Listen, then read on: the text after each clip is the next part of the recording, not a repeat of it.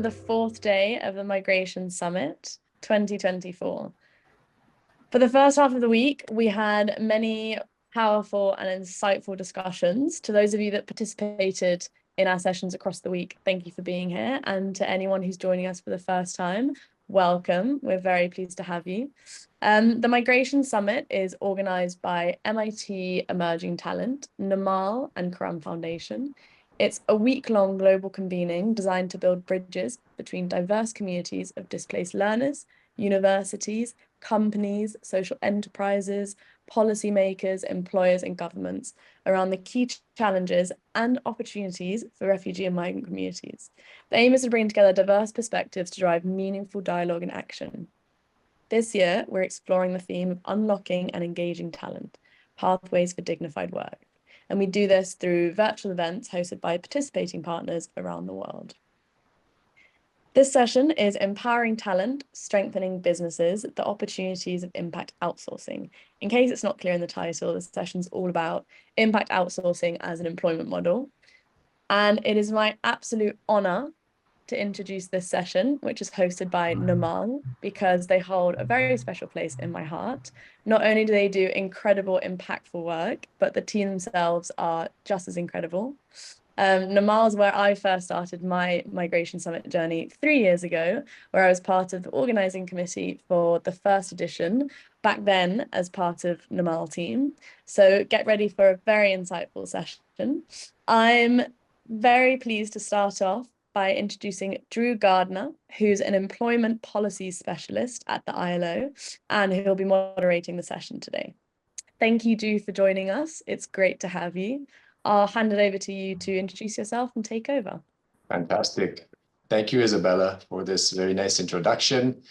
Sounds like it's been an exciting past 4 days. I'm sorry that I've missed most of it, but I look forward to hearing what has been discussed in these very exciting past few days. And good morning, good afternoon, good evening to everybody that's tuning in. As Isabella said, we'd like to welcome you to this very exciting session on impact sourcing. My name is Drew Gardner, and I'm an employment policies specialist. I work in the International Labour Organization, which is a UN specialized agency focusing on the world of work. And we work with governments all across the world and employers and workers organizations to improve and create evidence-based policies on employment and labor market and skills.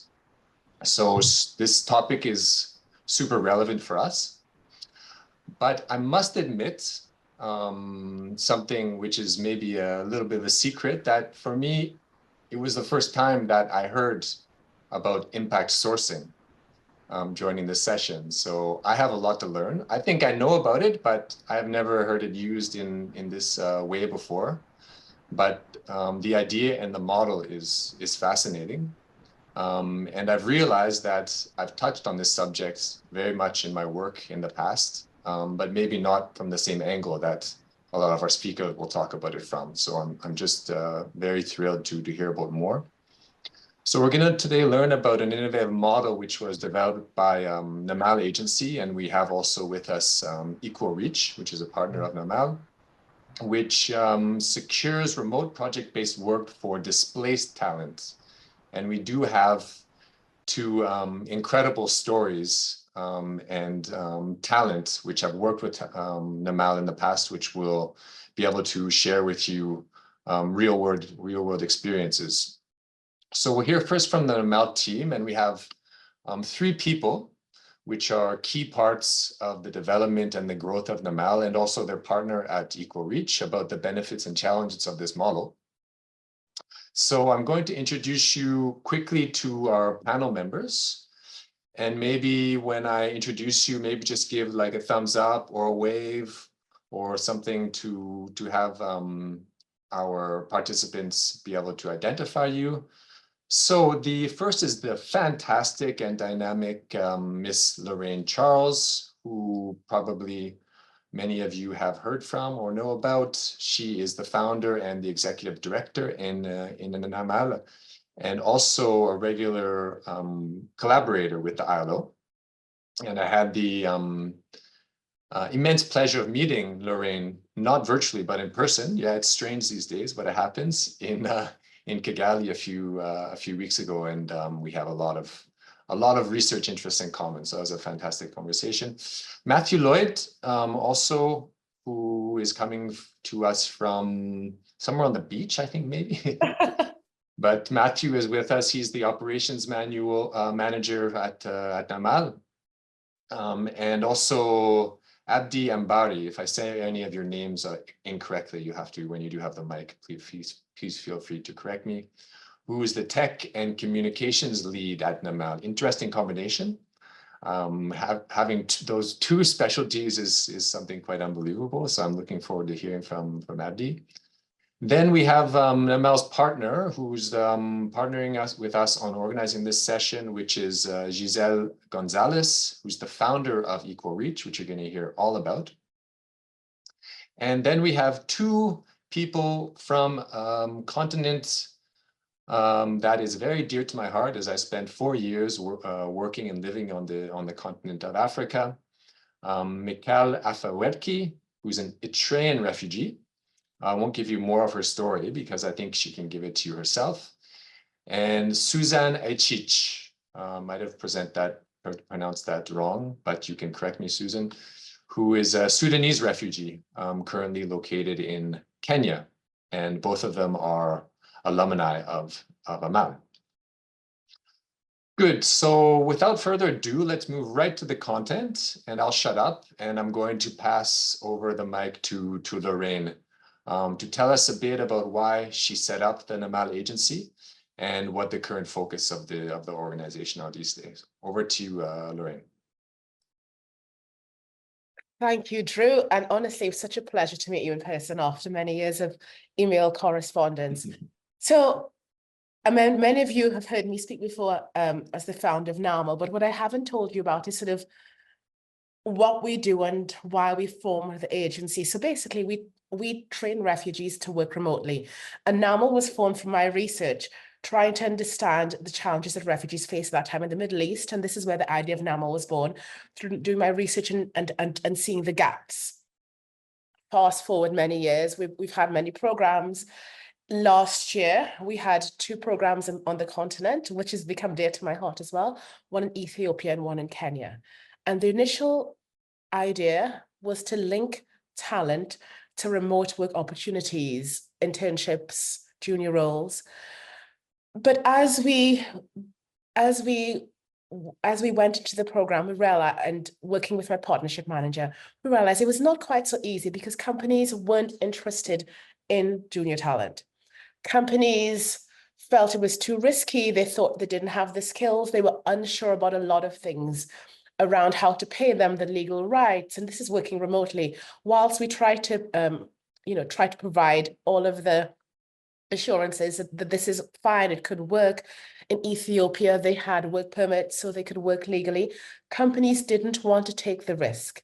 I was at a meeting one day with this community that I'm part of called Running Remote. It's a remote work community. Everyone works remotely, so there are lots of remote companies, over 2,000 members. And I was talking about this challenge that I was having with Na'amal, i.e., placing the talent in work. And one of the startup founders said, he said, Lorraine, I won't hire one of your talent, but I'll outsource a project to you. And suddenly I realized, okay, this is what I have to do. I have to find a way for companies to outsource projects for us, to build teams for our refugees to do. Fortunately, 2 days later, I had a call with Giselle. We'd known each other for a while, but we hadn't caught up for many years. She reached out to me and said, hey, I'd love to have a call. I'm like, sure, yeah, I would love to catch up. And she spoke about her model at EqualReach. And I said, Giselle, this is like a gift, because I had just realized that this is what we needed to do in order to really find meaningful ways for our talent to find work. So by building the agency, we're able to control and scaffold the talent. And you'll hear more about it from Matthew and from Abdi. But the idea of the agency is it de-risks companies. Companies have lots of outsourced projects. In fact, freelancing is becoming, more companies have more freelancers than employees, many large companies. So for companies, having outsourced projects is quite normal. So we thought, how can we take advantage of this to support our talent finding work and meaningful work? And then Giselle and I, met, and it was literally love at first sight, again, love at third sight. And we met in London, and we decided that we have to start it right away. No more messing around. This was in November last year. In December, we got our first client. In January, we started the agency, and we've not looked back.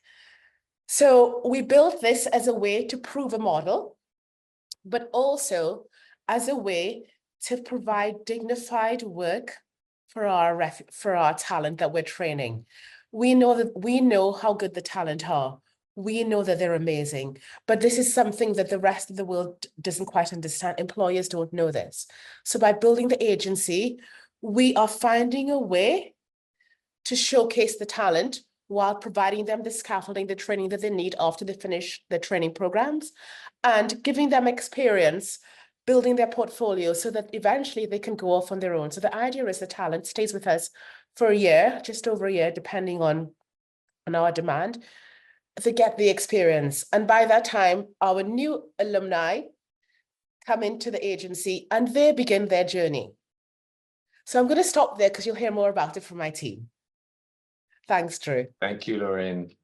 Incredible story. Kudos for the energy that took to put into this. You make it sound so simple, but I'm sure there's massive challenges along the way. And that's why you have a great team also behind you, who we're going to hear from next. And I guess making this all work in practice probably falls mostly on the operations and communication people who we have Matthew and Abdi with us. And I think we'll pass, I think, over to them. I don't know which one will come first to give us a bit of an overview of the model that the agency set up. Maybe we start with Abdi first as the tech and communications lead, and then over to Matthew. Does that work? So we're going to hear from both communications and from operation within the Na'amal Agency. Over to you guys. Actually, if you don't mind, I'd like it if Matthew started. Sure, sorry. Matthew, over to you.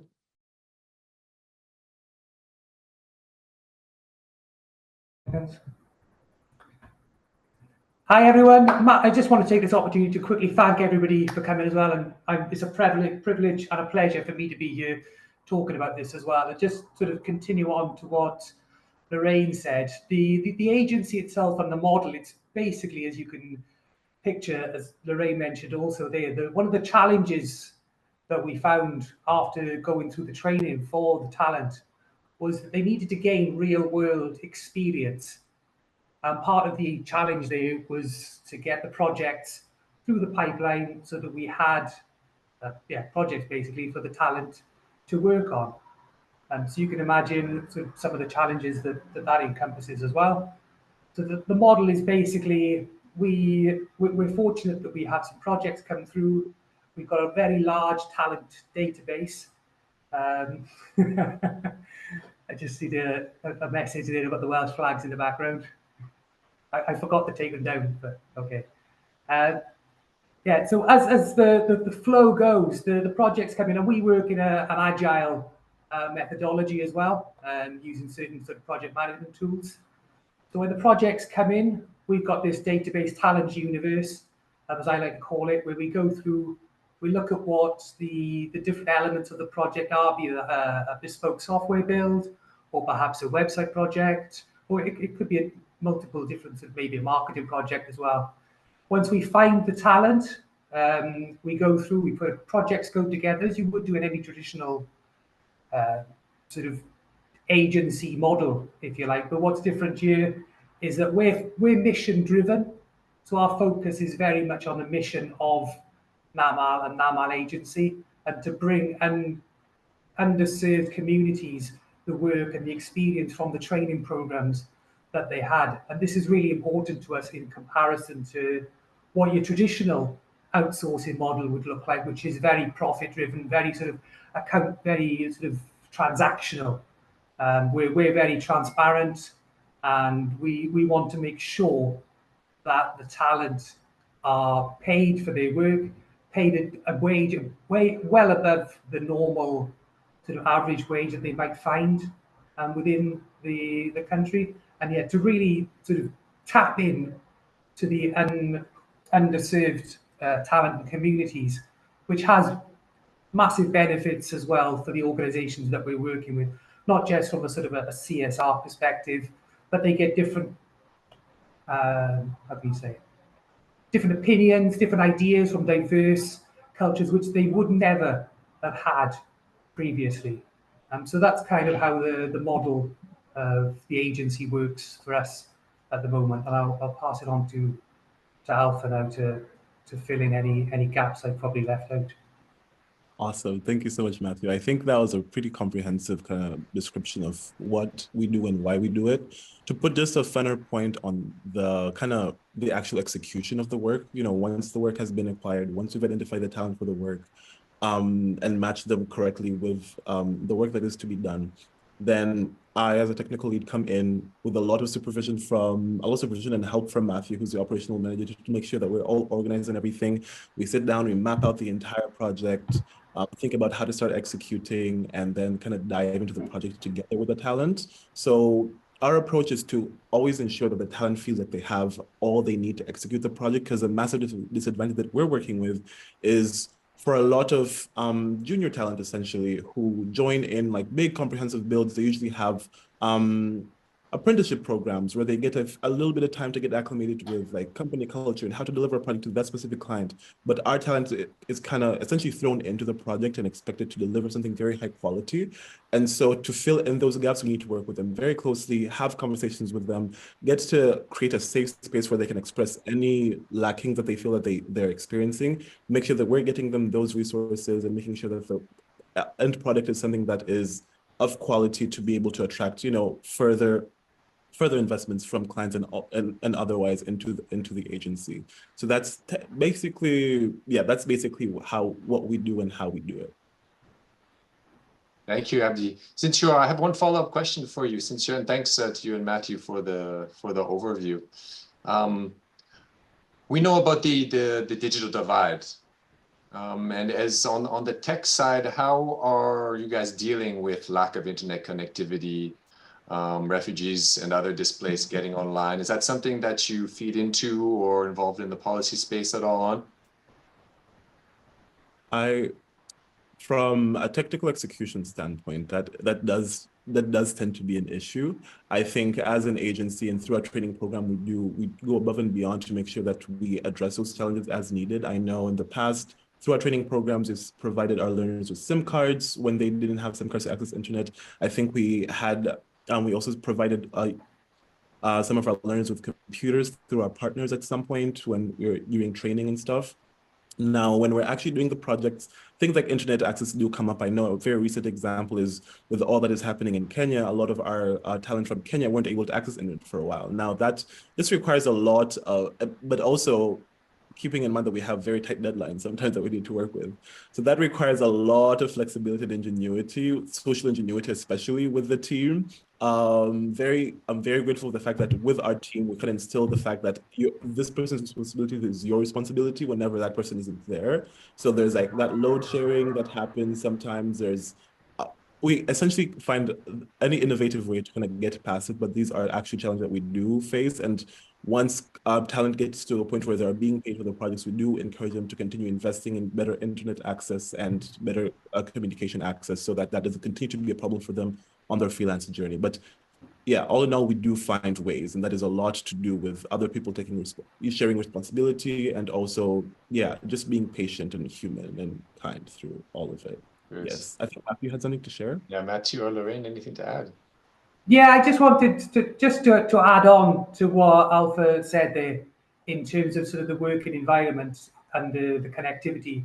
What we have done and what we have implemented is that we focus primarily on asynchronous communication, so introducing things like silent stand-ups and making sure that a lot of the communication is done asynchronously, because when you have video meetings and you can't really do the daily stand-ups because, as you mentioned, some of the challenges are that the internet connectivity is not always as strong consistently. So by implementing sort of these remote working activities for asynchronous communication, sharing feedback through videos, screen sharing and so forth, and then, as I mentioned, sort of silent stand-ups, we're able to bring that communication loop all the way around. So everybody gets to, one, learn sort of not just the tech, but the agile project management that we've influenced, but also they get to learn how to best work remotely, because the chances are they're going to be working remotely for the rest of their careers potentially. And yeah, that's sort of implementing those asynchronous communication methods helps to bridge the gap between sort of the synchronous communication, which sometimes we find a challenge with when it comes to videos, because they take a lot of CPUs and a lot of bandwidth. So in managing the offline and the online part of it, I guess, will be part of the process. Yeah. Lorraine, do you have something? Yeah, I'm just going to add that we're very conscious of, as you say, the digital divide. So what we do is, with our partners that fund our programs, we try to ensure that we get funding for devices. So our program in Ethiopia, our donors have been very generous. The funding that we get for the program includes a device for each of the learners and connectivity for during the training. For our other programs, we work with partners. I see someone from Give Internet here, Ellen from Give Internet, one of our partners, that provides devices for the learners. So they provided a number of devices and money for connectivity for our learners in Kenya. And one of our other partners, Appen, have donated laptops. So we have a lot of laptops arriving in Kenya from Australia, where Appen is based. So we try to go out of our way because we realize the importance of devices, and we always make the point to our donors that without devices, digital livelihoods is not possible. So we always are very clear about that. Thanks. Good question.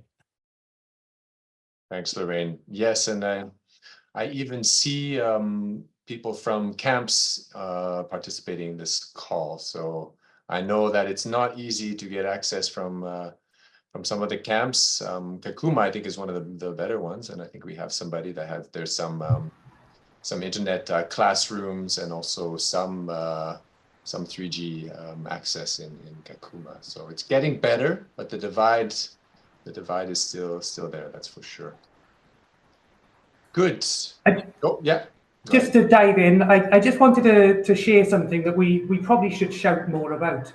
But through the agency so far, we've actually managed to pay the talent over $20,000 in, and when we talk about sort of diversity in terms of gender as well, we're pretty much close to a 50-50 male-female divide in terms of the talent that has gained the experience. And one of our missions as the agency is that by the end of sort of 2025, we'd like to have given around 500 talent at least 200 hours worth of experience, actual work experience. So I'm going to use this opportunity to sort of say, if anybody out in the audience here today has a project that they'd like to work with us on, please do get in touch. We'd be ecstatic to help and get involved with yourselves. There you go. A call to arms, and Matthew, maybe put your email address in the chat, so if anybody does have a project to develop. I think it's also. Go ahead. Sorry, just a small addition is that a majority of our clients have expressed that they would like to work with us again. So we also have that going for us. Please give us your work. Including an ILO. I'll spread the message here and all over the UN. Good. So maybe we can move. Probably it's a good moment to learn a bit from some of Na'amal's partners. And in particular, we're going to hear from EqualReach and Giselle. I hope I'm pronouncing your name. Can you share a bit more about your guys' model and how you guys work together with Na'amal to provide some projects and work for displaced and refugee populations? Absolutely. So, hi everyone. My name is Giselle Gonzalez. So good to see this group. It feels like extended family that we're on this call with so many familiar faces. If you haven't heard of EqualReach before, we are an impact sourcing hub connecting skilled refugee and host community talent in a team project-based structure around the world with dignified digital work. So basically, we operate on both the supply and demand side. On the supply team, we identify skilled agency models like Na'amal that specialize in various skills, whether it be web design, marketing, research, any type of work that can be done remotely in a project basis and outsourced. That's what we help facilitate. So we operate much more like a freelancing marketplace than a recruitment agency or traditional outsourcing supplier. What we're trying to be is kind of that layer above that bridges the private sector with organizations that are doing such incredible work. They have the talent that they've tapped into, that they're already actively supporting with the infrastructure, skills, and training. And what is just that missing piece that's left is that connection with market linkages to paying work that are looking for the skills that they have. So we operate, it's been so great working with the Na'amal team because it's this symbiotic relationship where we need one another.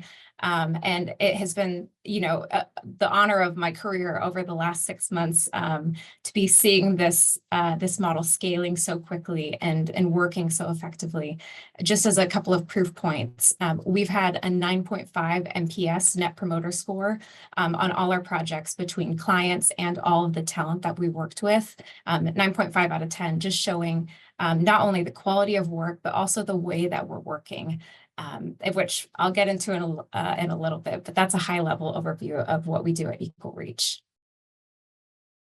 Thanks, Giselle.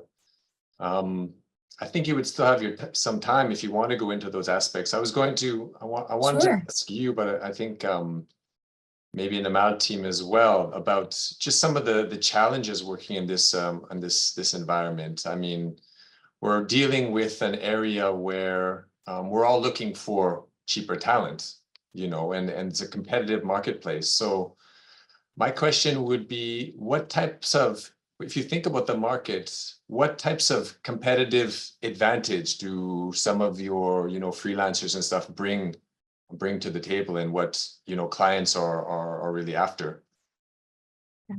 Well, I can start from maybe the origin story of why I even left to start EqualReach. It touches and it is rooted from seeing one of these challenges. So on one side, I've worked with displaced communities for the last 8 years, and coming from a research perspective, I saw all of the incredible individuals, organizations, and teams that existed around the world, but that market linkage was that gap. And yet, I also spent the last 3 years working at a Fortune 5 company where, when I had come from this work of doing all this research and seeing the opportunity of the digital economy for refugee and host community talent, but then seeing that they were really struggling to be seen by employers, and even if they were seen, to then have the platform and payment access to actually follow through. So those challenges, I think everyone on this call is likely aware of. But what I saw within the private sector is I, at a junior-ish role, had my own freelancing projects that I was in charge of. And I think something that a lot of people may not be aware of is that there's this entire hidden industry within most enterprise, all the way down to small business companies, where freelancing and contract-based work is an essential part of how they operate, but it's not often well known. So if we look at Google, for example, 54% of their workforce are freelancers.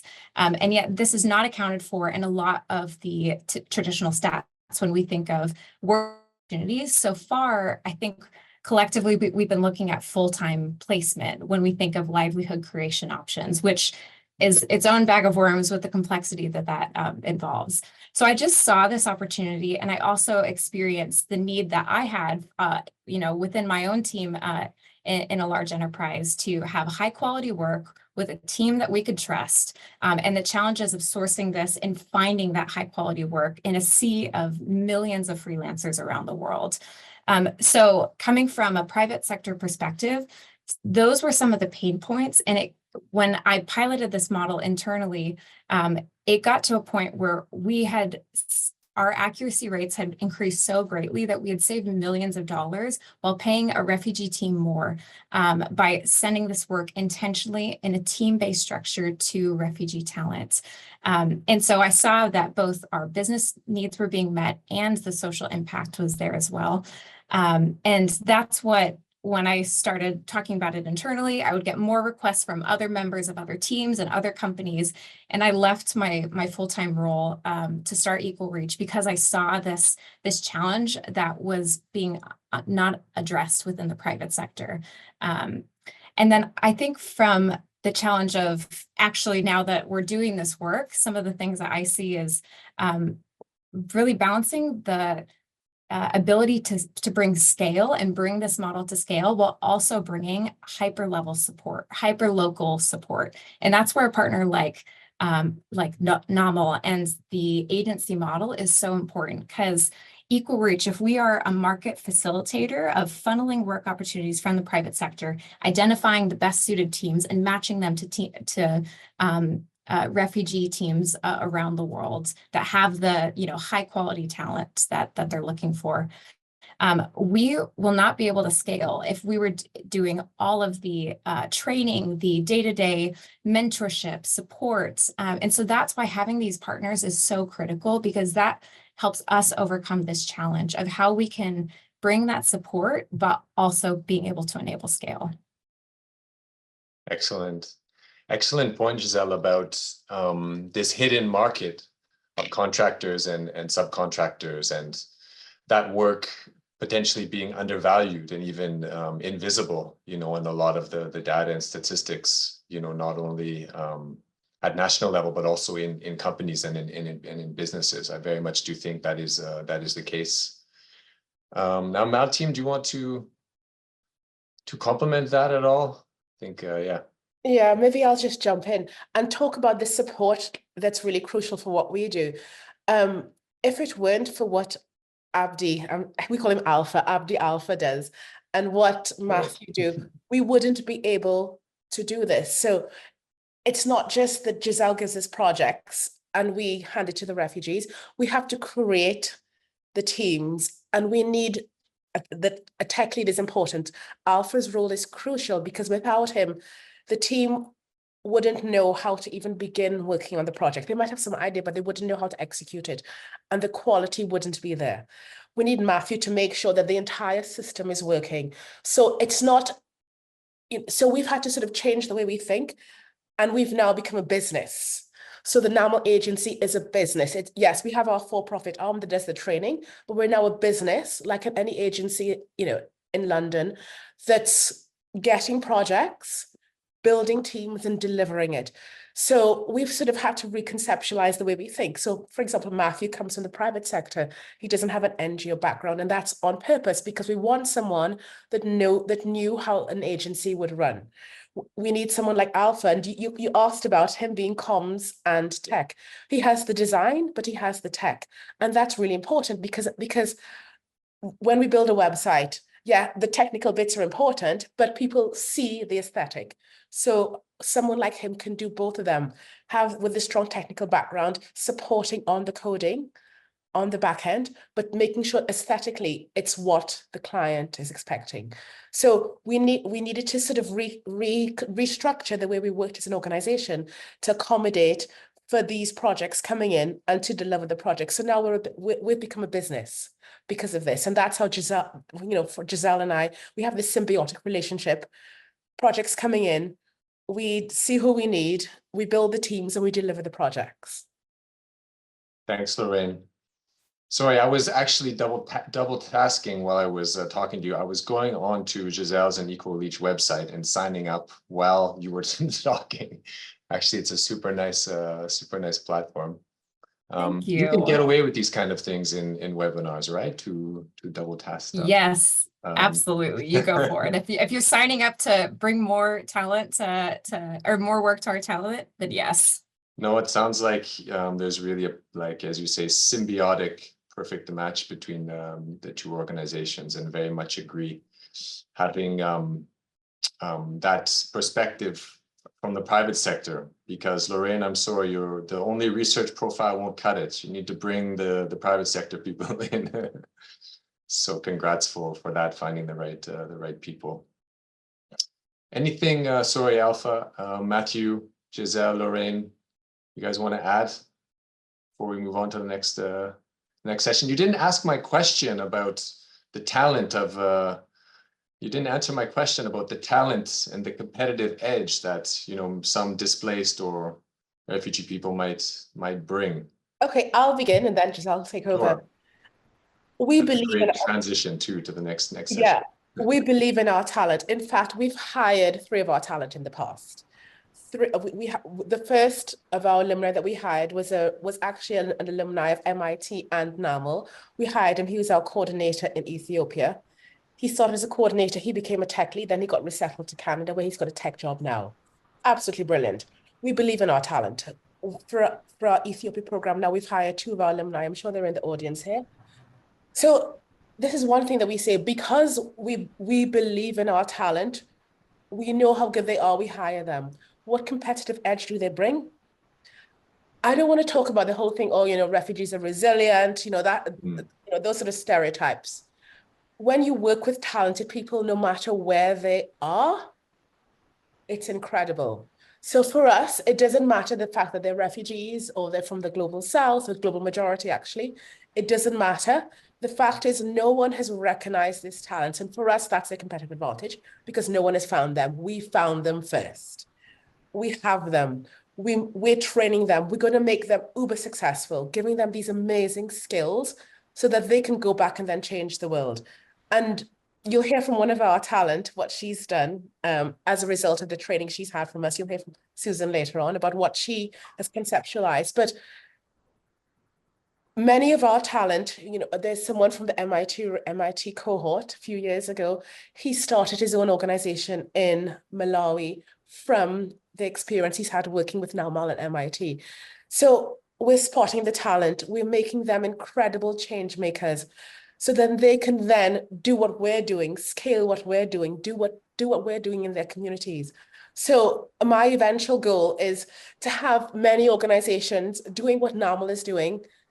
That's how we scale. We don't scale by supporting 2,000 people in a year. We scale by supporting organizations to do what we're doing. And we found the talent first. So that's our advantage. Giselle, thanks. Or Matthew, Giselle? I would also say that, oh, go ahead, Matthew. No, I was just going to say from a perspective of working previously in the private sector and working with traditional outsourcing, where, as I mentioned earlier, it is pretty much all about profit and transactional. There's no human element in general with the traditional outsourcing models, because you don't get to meet the individuals, the talent. Whereas with this model, it's very transparent. It is mission driven. So it's not all about the money. It's about helping folks that need the experience, they need the work to get on board. And then once we've proven ourselves, and we inevitably do prove ourselves, then as Giselle mentioned there, the net promoter score is amazing, and folks keep returning, keep coming back to work with us again, because we bring that human element also. And let's not forget, you know, the brilliant minds that we're bringing into it with different perspectives. It's blown my mind. Like, I'll be honest, coming from a more traditional outsourcing model, this has blown my mind. Yeah, and I think it's been incredible for me to witness as well, because we also get to join some of these calls with clients, talking to the team. And I think a standout moment for me was one of our first client calls. We hopped on with a team from Na'amal.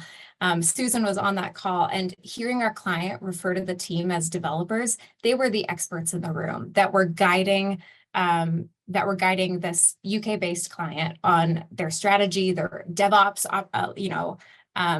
like technical build.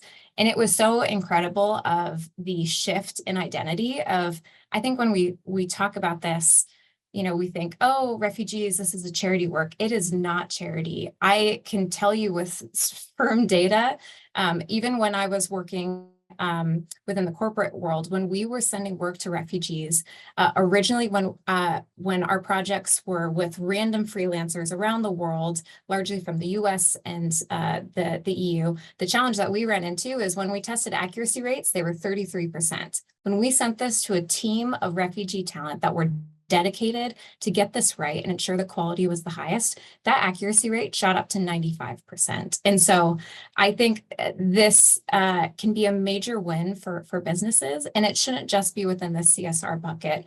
The whole purpose of why we're bringing a private sector engine to and kind of bridging this gap between traditional development work and the private sector is because this is a win-win for both parties. But we're instead of reinventing the wheel or trying to make a square peg fit in a round hole, we are embracing and using the existing models and processes that already exist within the private sector. We're not changing behavior here. We're rather just unlocking those opportunities for the talent. Well said. And I love that, not global south, Lorraine, but global majority. Good point there. So let's bring them in without further ado. And I think I already touched on maybe some of the questions that we wanted to address in the panel. So the idea was to add to the panel members, which have already discussed with you, two of talents which were joined the Na'amal Agency and also have links, I think, to EqualReach, which is Susan and Mikkel. Welcome. You guys there? We just maybe test your mics, see, make sure it's okay. Hello, Mikkel. Hello, Susan. Welcome. Hello. Yes, I'm here. Thank you. So over to you.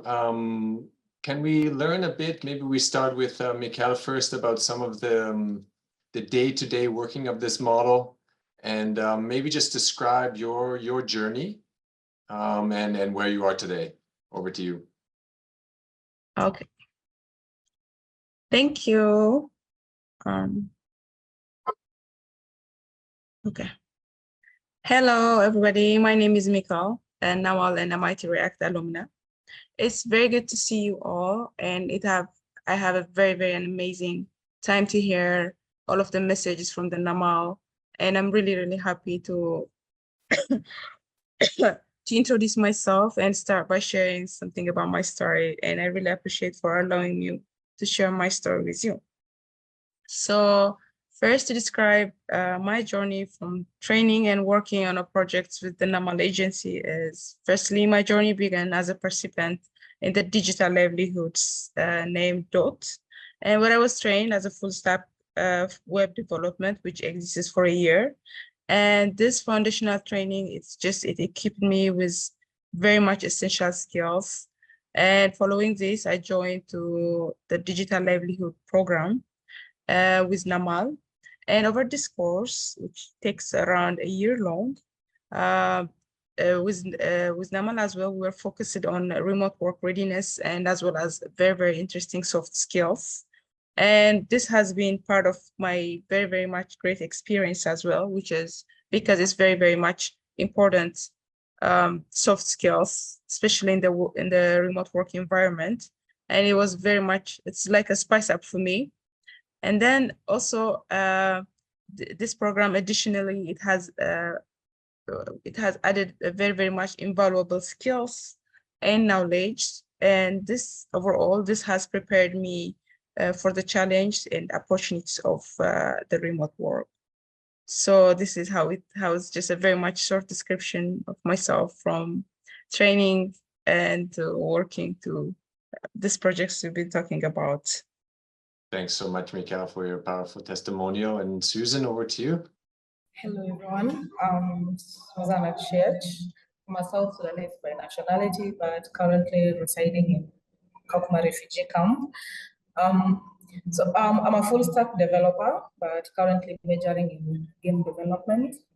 So transitioning from the Na'amal to Na'amal Agency has been really smooth because the training was really awesome. Because when I joined, I would say that I was good on the technical side, but my soft skills were not that great. So the training really helped me on the soft skills side, like on my communication skills and also on the Google Workspace. That really came in handy when we started working in the Na'amal Agency. So the project we worked on was a website project and also some stuff to do with the backend that enabled applicants and also businesses to apply and also be assessed.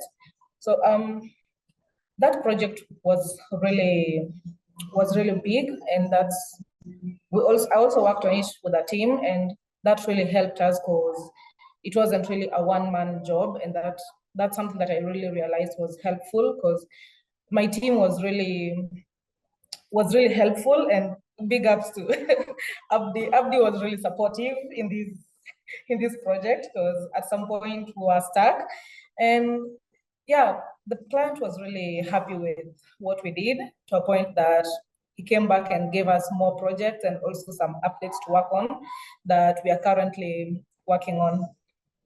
Thank you. Thank you, Susan. Did you say the plant was happy? Sorry, I missed that part. The client was happy. Client, okay. And can you share with us a client or no? No, I can't. Okay.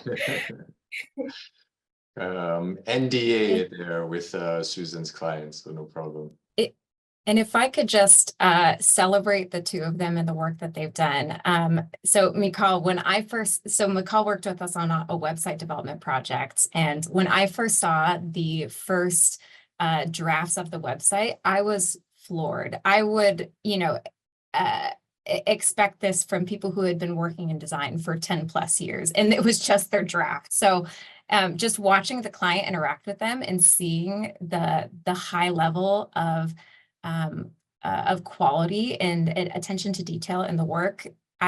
So Mikala is incredible. And same with Susan. This client that we're not naming, what Susan and the team ended up building has been recorded for national television that the client went on to share. And so in the fall, we'll be able to share more about that, but It has had a real significant impact because it was a core part of this client's revenue generating side of their business that they trusted our teams to. Yeah, unbelievable.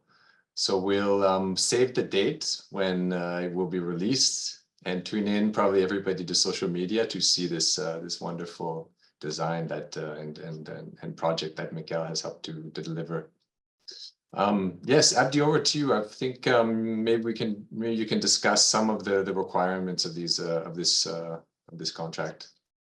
Right. Well, first I wanted to, I'll never pass up a chance to brag about the teams that I've worked with. Here we have Susan and Mikal, who are both incredible. I think especially with Suzanne's, the project that we first worked with Suzanne, I remember a core memory for my entire life will be the first time we met to discuss the project with the entire team. And it was a very comprehensive build that needed to be done in a very short amount of time. And so we've done a lot of background work to make sure that everything was ready for the talent so that we could just discuss what we do and then we kind of move on.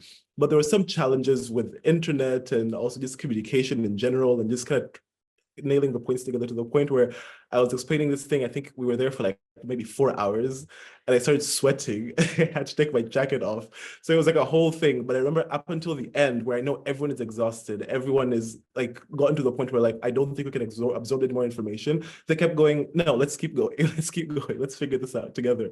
And I think that speaks not just to Susan, it speaks to the entire team that Susan was a part of, but also to all our talent. I've never once met Mikal as well. I've never once not met someone who I've put into a Na'amal Agency project that hasn't showed up in an insane way and hasn't just been, hey, maybe I don't know this, I don't know how to do this, but I want to do it and let's do it together. Let's figure it out together. And I think that's as much as it's not like, I guess, an offering that we're advertising as a unique selling point, but it is something that I think our clients see and they keep coming back for. That, we'll figure it out. We'll figure it out no matter what it takes, we'll figure it out. And I'm just really proud of each and every one of them for all they've done so far.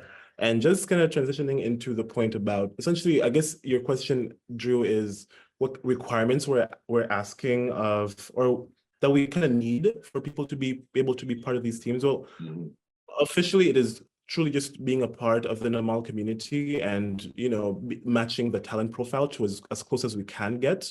But I do think certain things that absolutely help in being able to deliver the projects in the ways that we need them to be delivered, that, sometimes they don't really have coming in. We need to cultivate as we're going through this project, which slight tangent, but in addition to executing these projects, there's a strong emphasis that I personally have, and I think a lot of the team at Na'amal have, in making sure that all the experiences are learning experiences for our learners. So they come in, we're identifying the gaps that they have with client relations, with delivering work of a certain nature and stuff like that, and intentionally kind of putting them in positions where they can get to cultivate those skills and exercise those skills. So yeah, all this to say that, in as much as some profiles don't exactly match what we need, while they're in the project to invest a lot in making sure that they actually do learn how to be what they need to be to succeed. But quite individually, a few things that really stand out as being really, really necessary are, first, an ability to, first of all, an ability to over-communicate, which a lot of them have kind of foundational experience from with the Na'amal Agency program and effective communication. But as I said, a lot of these projects that we're getting extremely challenging, and sometimes they are above what our talent has done before. So them being able to say, hey, I don't get to this at any point in time during the project is really important. And you try to cultivate that kind of habit or that practice by forming personal relationships-ish with our talent, where they feel like we're friends and just everyone feels like we're in this together, like we all have equal stakes in this, and that has built a lot of transparencies in the teams that I've had, and it's been instrumental in the success of our work. We also kind of need our talent to be, for lack of a better word, generalists in a way, or if not, then at least to be extremely curious about other things that are related to what they do. So I think another, I guess, advantage or disadvantage, depending on how you look at it, with the kind of work that we do, is, again, there is no clear, structured training program to be able to execute a specific task that the client wants through internships or whatever the case may be. So sometimes the client comes with a very broad ask and a budget, and we're like, okay, this is an opportunity that we can pass on for our talent, but this doesn't exactly fit into what they've learned how to do before. So we need to be able to sit down and say, hey, Mikal, or hey, Susan, have you ever heard of Squarespace before? And if the answer is no, they're like, okay, we're gonna together, as we're doing this, figure out how to work Squarespace and build this website and get it to what we need to do.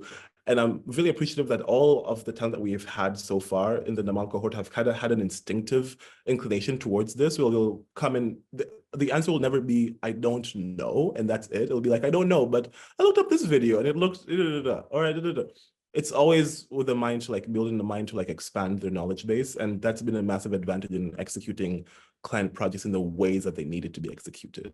And I think for me, these are two primary, really core things that determine success. Thanks, Alpha. So Mickey, Mikal, and Susan, probably everyone's wondering out there, what was your step to success?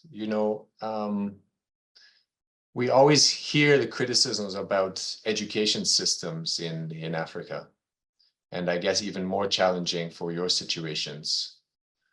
Tell us your story about how you became these amazing talents with these tech expertise. Susan, you want to start? Yes, I can start. So for me, it was more of scholarships and also some family aid from my end. But I would really like to give Learning Lounge credit for my development skills, because getting a scholarship from Learning Lounge enabled me to have these skills in programming that have proven to be really helpful in the Na'amal Agency. It it also doesn't come without its challenges, because everything has its own specific set of challenges. And yes, and for me, the major thing that the major challenge that I had was distractions from my personal life and also my professional life.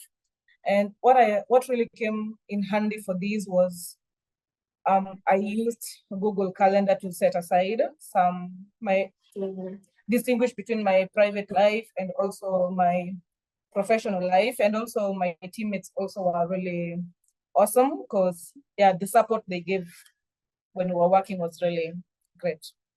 Yeah, I see some shout outs to Learning Alliance in the chat there. Thanks for mentioning that, Susan, and unbelievable. Congratulations for all the progress you made. Mikael, same question over to you.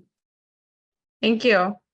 Well, this is a very, very great question. Yeah, for me especially, like to be as a refugee in Ethiopia, as a Eritrean refugee, and then also to become very much competitive in this tech field, is, you're very right.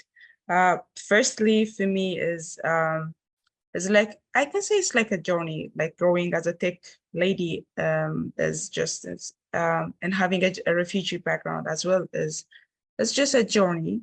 But also my journey is like, you know, it's very much remarkable for having some challenge and also some triumphs as well.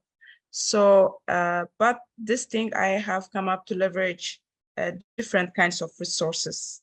For me to mostly it's self-learning. So to just come up and evolve as a tech lady. So some of the online resources, firstly, it begins when I take from the MIT React alumni, which is 2022. And also besides for it is, and also I want to say hi for Kamis and the other part from the MIT React, because they've been supporting us endlessly. But anyways, so from back 2022, it's like self-learning has a significant part of my journey. And also I've been using platforms such as Coursera, of course, YouTube, and I've been taking as well boot camps, which is, so this final boot camp is when I met again the DOT Ethiopia, which is for the digital livelihoods that I've been learning for the past almost a year, 2023. And also I've been connecting with different global networks where I can believe it can enhance my my capability, and as well as there are different kinds of enthusiasts and professionals that you can meet in social media and other online forums, where they are always ready to support and guide you, and also some physical friends as well back from Ethiopia. So these are one of my my growths in the tech field.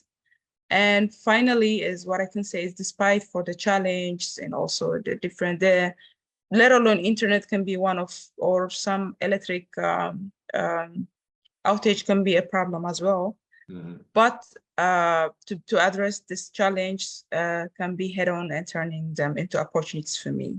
And that's how I just grown to be a very good, just on the way to a tech professional. Thank you very much. Women in tech, and you're very inspirational women in tech, Mikael. Thank you. I find it unbelievable the number of resources that are out there these days for learning. Sometimes unfortunate that not everyone is able to access them or has the background to be able to access them. So much free resources out there. Many powerful organizations working in this space, and it's again, it's inspiring, Mikael, that you've been able to access and take full advantage. You mentioned MIT React. I see a link Lorraine has put up now to DOT Ethiopia Trust there as well, Learning Alliance and others. So it's really inspiring to see. You mentioned some of the challenges already, Mikael. Susan, do you want to mention any challenges you faced in particular with, you know, connectivity, skills, you know, your personal situation, and everything, just to give flavor of some of those barriers that you've needed to overcome over the past years. And I didn't recognize you, Susan. You put up your picture there where you have a full head of hair, beautiful. But it's in the back, I think, there now. So yeah, I would like to share some of the challenges that I faced while working. So the first one, yeah, for sure, I have had some issues with connectivity, but Na'amal really has been providing internet for their learners, and I was one of them to save that internet. So thanks, Susan. And maybe I pass it over back to Giselle or to Na'amal to talk about how they've had to help some of the talent and maybe even the clients overcome some of these refugees that are these challenges. Does anybody want to start? I'll leave the floor open. Maybe I'll begin and then pass it over to Giselle or Alpha. So of course, we mentioned internet, and I told you how we address that at the beginning. One thing that we always, the purpose of us doing this program is to support the livelihoods for refugees, allow people to have a dignified livelihood. And I say dignified on purpose, not decent, because I think it's different. Dignified meaning something which gives them meaning and joy. And we had this incident of one of our learners reaching out to us. It was in February, because I know I was in Abu Dhabi with the team. And they said, oh, I'm having a big problem with my family. I need money and paying rent and all of that. And we said to him, listen, we're not going to give you a loan. We're going to give you work in the agency. But what we'll do is when you start working, we'll give you the first month, the first week. After the first week, we normally pay monthly. So just to help you out, we'll pay you for the first week work.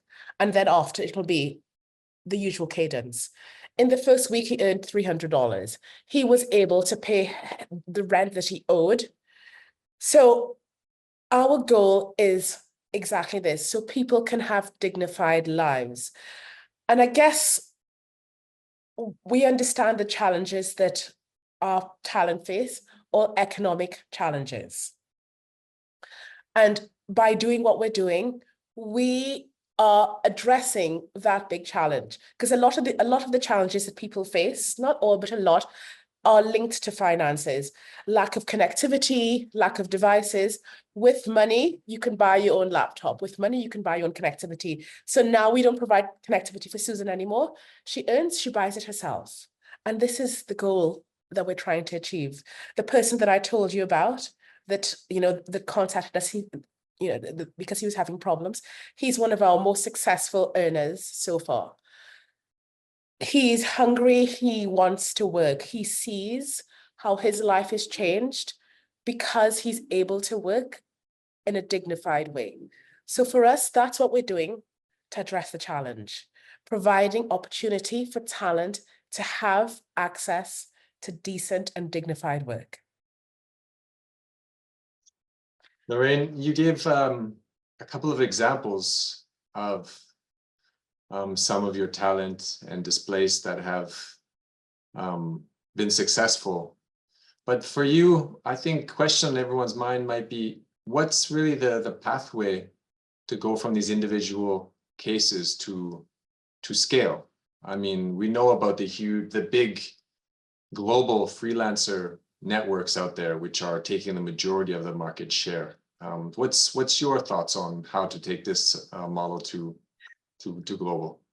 So this is a question I'm often asked. The UN is very obsessed with scale. I have to say ILO and UNH are one of the few that say, what about scale? How can we address these millions of people? So for me, scale is supporting other organizations to do what we're doing, replicating our model, creating a formula to help others do what we're doing.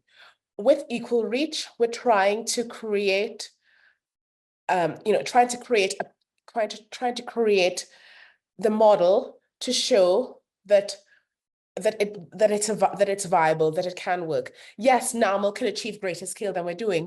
We need the resources, we need money. We certainly can take on more projects, do more training, but we can never address the massive scale that's there. That's why we need all of our talent. We hope, Susan, please talk about your new venture after. Drew, you've got to ask her that. We hope that someone like Susan can replicate what Na'amal is doing. We hope that Mikhail, when she moves, can do something in her community for refugees.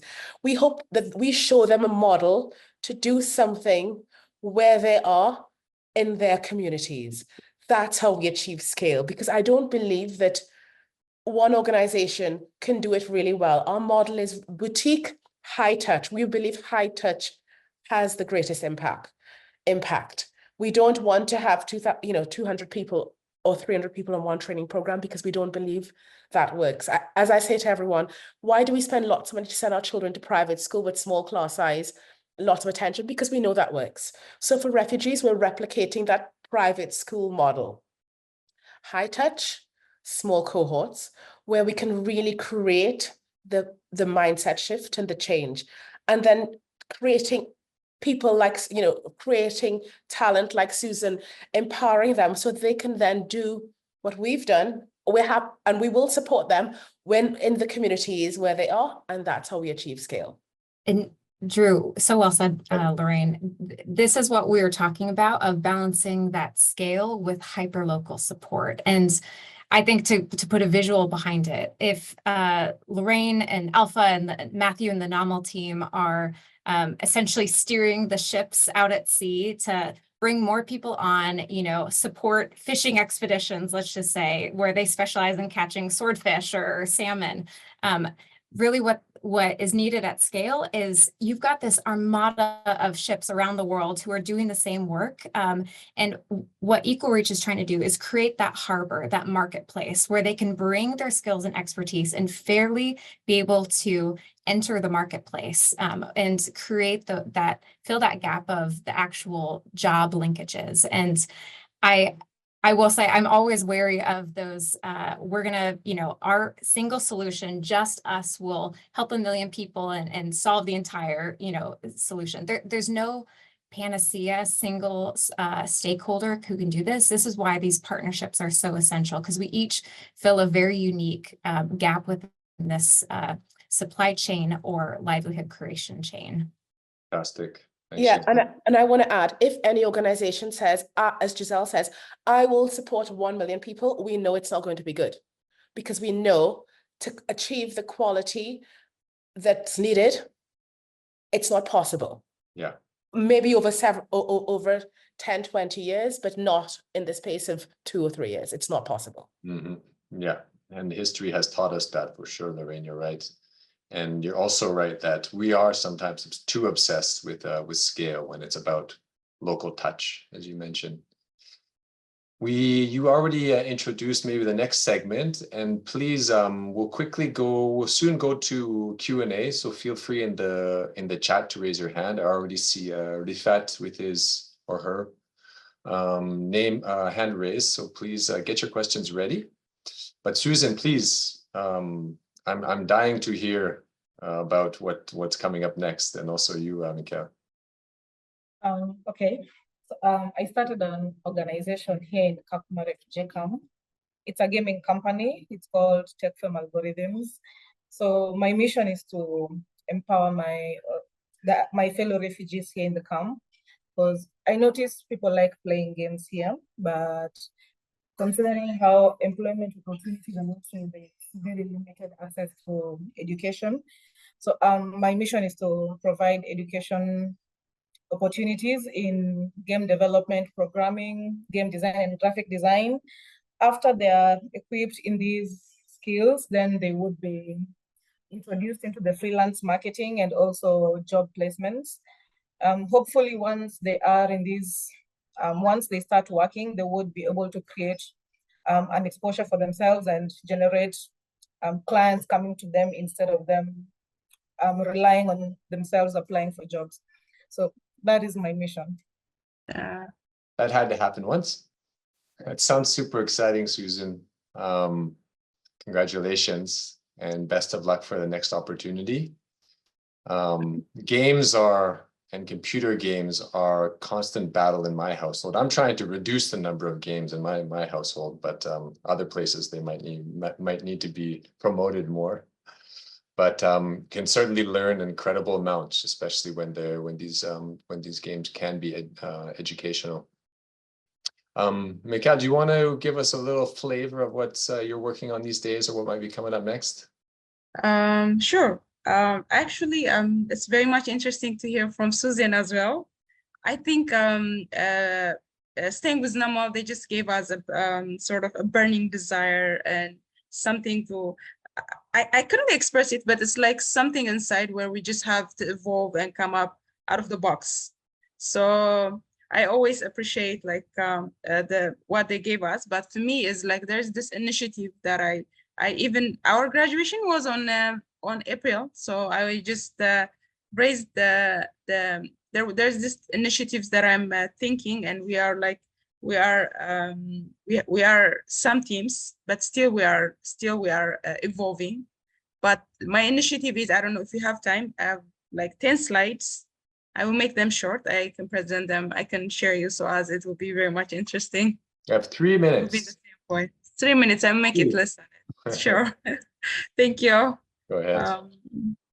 Mickey, can you talk us through without the slides? Okay, sure, no worries. One of our initiatives is we have decided in Ethiopia, why don't we come up? There are a lot of different refugees in Ethiopia. So which are some of our Eritreans, Somalis, Yemenis, these are, and other refugees as well. So what I have come up to make this idea is, why don't we create a youth-led refugee association? So this is like because all this, we are during our time, we are like some Yemenis, Ethiopians, and Eritrean refugees. We've been taking this digital livelihoods when I mentioned from the Ethiopia. So everybody is like really eager to disseminate whatever we have got to their community. So then I come up with this idea, why don't we make this association? And then forming an association, it will create different kinds of platforms. And then these are like, but what we are coming up is to educate and to empower the entrepreneurs. We have to refer entrepreneurs from the different communities, which is from the different refugee communities. And we have to create sort of an education or different, of course, the first thing has to be an education. And so the education can be either education in entrepreneurship and or either in a gig works, and it can be in a different kinds of platform. But finally, what we are tending to do is, once everybody is inducted and once everybody is got the full education, they will indirectly make and allow their communities for education, or to make them work under them. Because I have seen this I can say this model. For example, let's say if we see the Eritrean refugee, what they do is they come up with different kinds of entrepreneur idea. For example, some women, they are really good at souvenirs. So instead of they make the souvenirs on their own, but they always seek to have their own shop, or some mostly a shop or some sort of a networks where they can even they are open to teach other ladies like them how to do different kinds of souvenirs. So this can be can have a direct impact. They will have the job that they create for themselves. They are making other women's work as well. And also the same thing. There are different kinds of small works that I've been observing. So I was just thinking, why don't I just find organizations who can support us and who can make this initiatives very viable. And also in a group of 3, actually group of 4, we have done a platform, but still it's not, testing with the APIs and other things is remaining, but we have prepared a platform, which is our platform is called Reach. So this is also this is directly, it means our platform is meant to give job opportunity, education opportunity, and others for refugee communities. But still, it's not a lot of works in the back end is the remaining factor, and a little bit modification in the front end, but almost the 80% is done. But we need different kinds of organizations who can look at our platforms and at our initiatives. But we are very ready to just to settle up these groups. Thank you very much. Thanks, Mika. Yeah, fantastic. Sounds like a spin to even make the model more impactful by going down to another level, another community level. And I see a future talent, Alpha, behind you, up and coming. And I think your daughter was cruising behind in your screen there. Fantastic.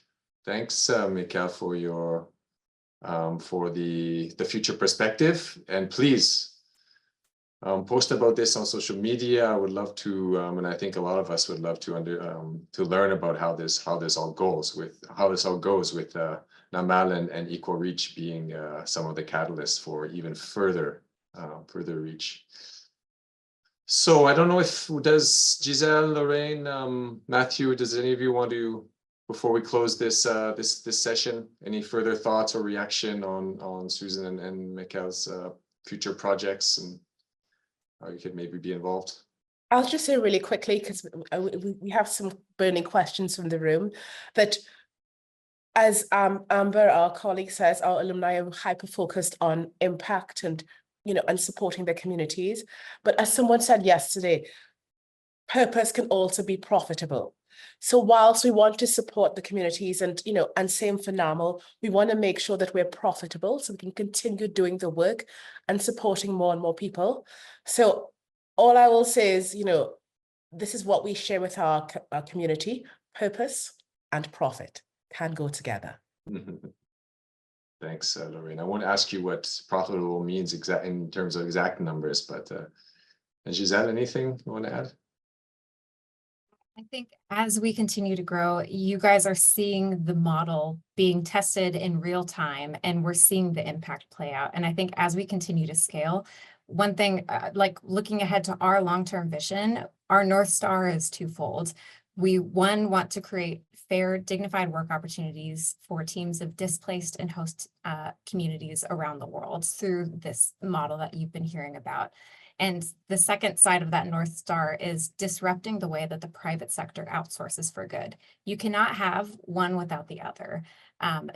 We need to be focused both on the private sector real needs and how they want to be working and what quality and work is expected there, while also making sure we are upholding incredibly high standards and setting a new standard together of what fair, non-exploitative digital work looks like.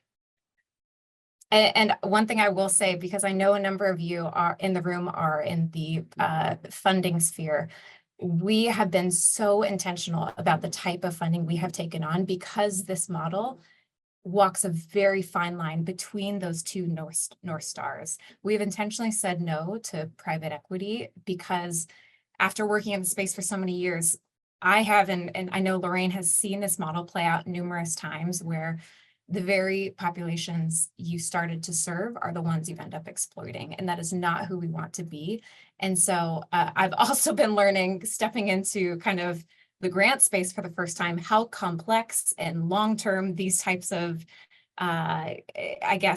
games this dance that we do is. And so I think for those who are looking to test and try a new type of model, let's definitely get in touch, but know that this model is playing out and is working, but we need the support, again, of all these stakeholders and the right partners that are aligned on that North Star of merging profit with purpose. Great. Thanks, Giselle. I've just learned so much more on what the principles and the and the passion is behind impact sourcing. So thank you everyone for exposing me to this. We have a few minutes, I think, left to take some questions from the audience. So without further ado, I would pass it over to Rifat. I know you had your hand up first and for a long time, and then to Kamal. And please let us know which panel members the questions are going to. I think it's actually a general one. So basically, I just want to know if any of the panel member used AI or thinking of using AI for education, because when it comes to refugee, and I happen to be also one, you know, there is also this psychosocial aspect, you know, so but that means it requires customized sort of, let's say, teaching and learning. So I created something, it's a kind of like a proof of concept, but we're trying now to test it in the JWell community. It's basically like interactive flip, but AI moves the student according to certain triggers into beginner, intermediate, level 1, level 2, and so on, or advanced, you know, as you go through the course, for example. So is anybody attempted to use this kind of approach for education, and how did you find it? And if not, are you thinking of doing something with AI in education? I mean, Rifat, thanks for your question. We're always looking at ways to improve what we're doing. So what you suggested sounds interesting. Okay. You know, with my research hat on, you know, I always want to ensure that what we're doing, whatever we use, is data-driven, is driven through research.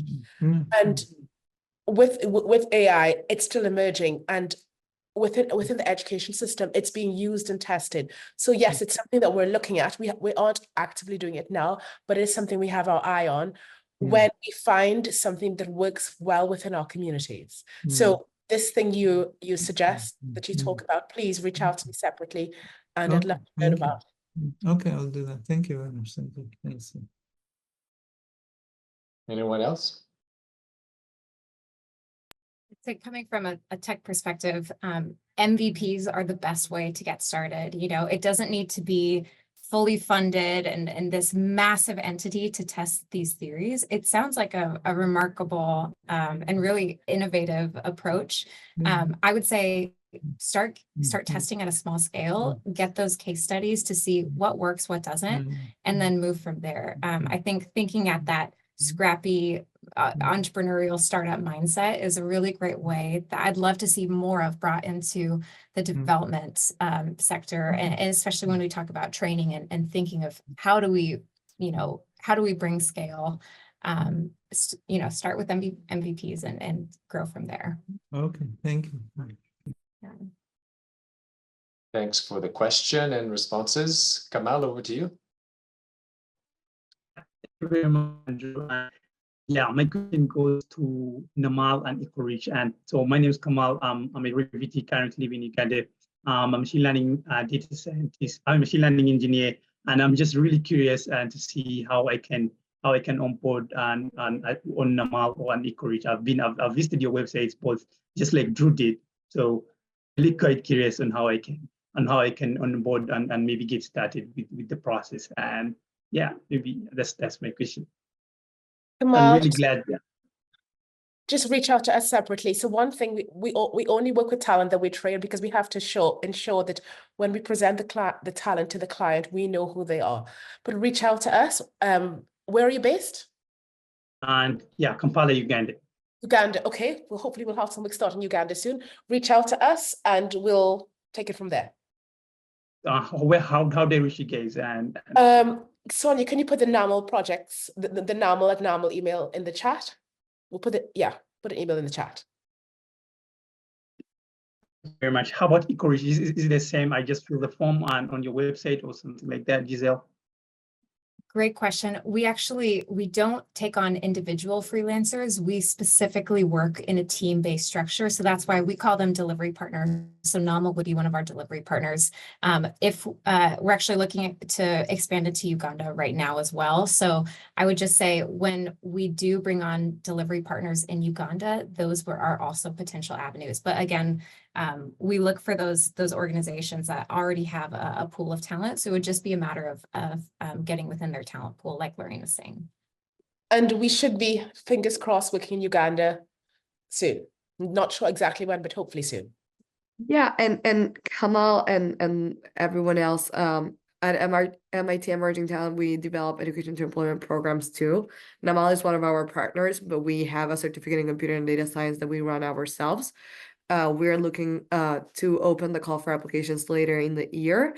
So I just linked our website there. So I encourage you to subscribe to our newsletter. And we actually develop like global programs. So we have learners from more than 30 different countries. It's fully online. So yeah, I would definitely love to see you there. And everyone else too. So thank you so much. And thank you so much, everyone. Philip, I didn't raise my hand, but like just commenting something too.